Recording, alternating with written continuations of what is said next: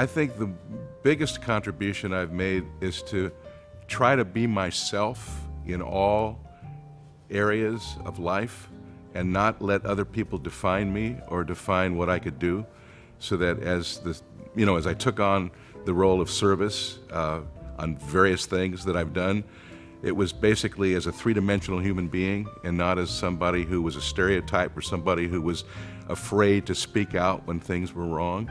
I was proud in 1968 to graduate from Portland State at a time when the news business was changing.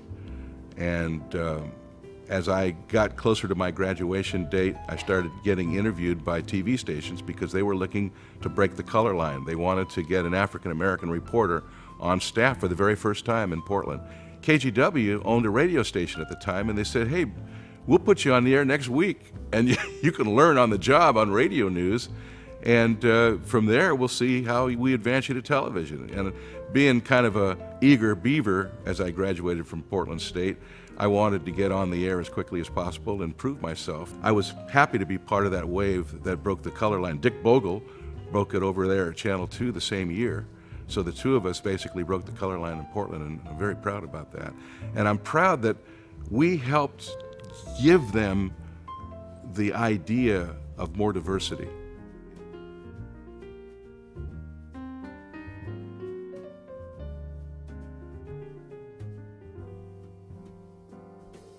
I got everything from my parents. I mean, Carl Deiz was a Tuskegee Airman. His brother Bob fought in World War II. He flew in Italy. When you see the movie Red Tails, some of those daredevil stunts are by Uncle Bob doing them. My dad didn't have to go to Europe because he got in toward the end of the war, and he ended up serving stateside, but he still served as a Tuskegee Airman. So we had that sort of core foundation growing up. And my mom had always been somebody who wanted to help other people. The reason she became a lawyer was because she wanted to advocate for people who didn't have a voice. She wanted to be their voice. She wanted to be there for them. So we grew up in this whole spirit of not only giving back and service, but, let's be Americans. The thing that I think I got most out of my family was they didn't take any nonsense from people about race. They demanded to be seen as Americans, and they were seen as Americans, and they carved out blazing trails that others could help, that others could follow.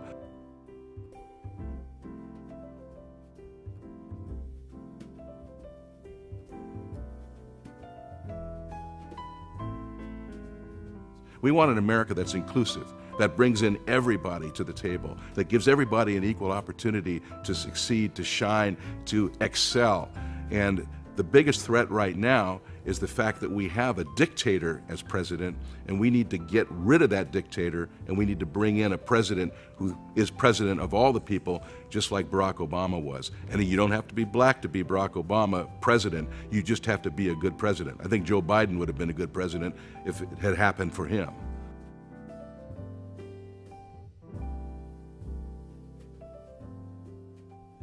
We need to do a better job in our schools. We need to do a better job of educating every American to our true history. I'm reading a book right now on Frederick Douglass. I've known about Frederick Douglass all my life, but just the fact that, he whomped his slaveholder. He didn't take it. He rose up, and when he did this, he freed. That was his first step toward freedom. In other words, we need to teach our children that it isn't right to have a racist society. It isn't right to deprive people of their rights. It isn't right to do things that are evil.